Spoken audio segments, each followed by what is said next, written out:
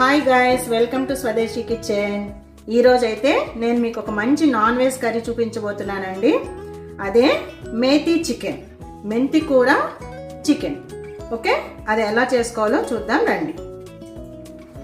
So methi chicken తయారు చేయడానికి కావాల్సిన మెయిన్ ఇంగ్రీడియంట్ అండి. ఇక్కడ నేను 1 kg ఫ్రెష్ చికెన్ తీసుకొని 2 times శుభ్రంగా వాష్ చేసి ఒక హాఫ్ అన్ అవర్ కొద్దిగా సాల్ట్ వాటర్లో నానబెట్టానండి. తర్వాత గట్టిగా పిండి తీసుకున్నాను, ఎందుకంటే ముక్కలు జ్యూసీగా రావాలని చెప్పి అలా నానబెట్టాను అనమాట. నెక్స్ట్ మెయిన్ ఇంగ్రీడియంట్స్ ఇక్కడ ఒక 2 పెద్ద ఉల్లిపాయలు, 4 పచ్చిమిర్చి పీసెస్, అలాగే ఒక గుప్పెడు మెంతి కూర, అలాగే ఒక 2 పెద్ద టేబుల్ స్పూన్స్ కొబ్బరి పౌడర్ అండ్ లాస్ట్ లో గార్నిష్ చేయడానికి కొత్తిమీర. Okay, these are the main ingredients. ఇంకా నార్మల్గా అంతా తెలిసిందే కదా, ఒక 2 పెద్ద టేబుల్ స్పూన్స్ కారం, ఉప్పు, పసుపు అండ్ గరం మసాలా. ఇవన్నీ అండి ఈ కర్రీ చేయడానికి కావాల్సిన ఇంగ్రీడియంట్స్. సో ప్రాసెస్లోకి వెళ్దామండి. ఫస్ట్ అయితే నేను స్టవ్ వెలిగించుకొని పాన్ పట్టుకొని ఒక 60 grams ఆయిల్ వేసాను, కుకింగ్ ఆయిల్. సో అది వేడెక్కగానే ముందు మనం దీంట్లో కట్ చేసి పెట్టుకున్న ఉల్లిపాయ, పచ్చిమిర్చి ముక్కలు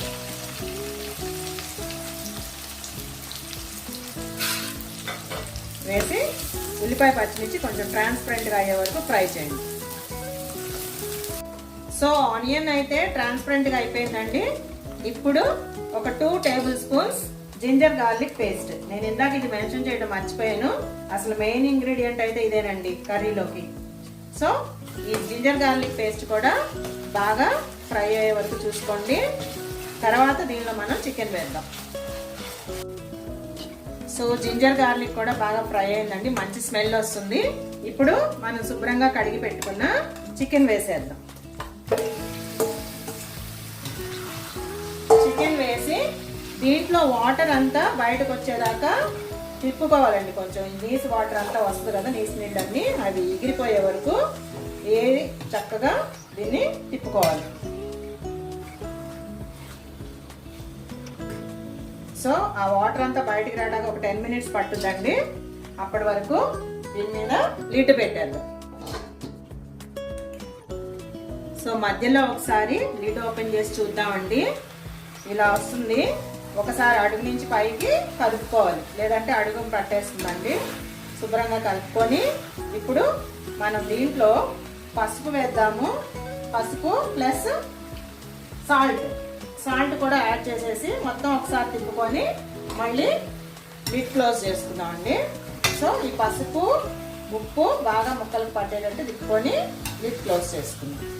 ఓకే,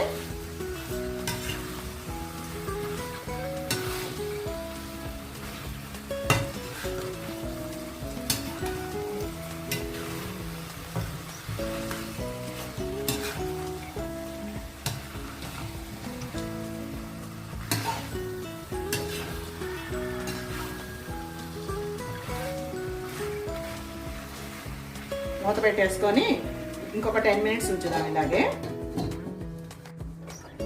సో ఆల్మోస్ట్ 15 minutes దాకా అవుతుందండి మీడియం ఫ్లేమ్లో పెట్టి. ఇప్పుడు లిడ్ ఓపెన్ చేసి చూద్దాము. సో ఈ చికెన్ నుంచి వచ్చిన వాటర్ అంతా అయితే ఆల్మోస్ట్ ఎగిరిపోవచ్చింది. ఇప్పుడు దీంట్లో మనం 2 పెద్ద టేబుల్ స్పూన్స్ కారం, 1 పెద్ద టేబుల్ స్పూన్ ధనియా పౌడర్, కొబ్బరి పౌడర్ వేసేసి బాగా ముక్కలు తిప్పుదాము. ఇదంతా ముక్కలకు బాగా పట్టిన తర్వాత మళ్ళీ కొంచెం వాటర్ పోసి చికెన్ బాయిల్ చేసుకోవాలి. ఓకే, ఫస్ట్ అయితే ఇది ముక్కలకు బాగా పట్టించండి మసాలాలన్నీ.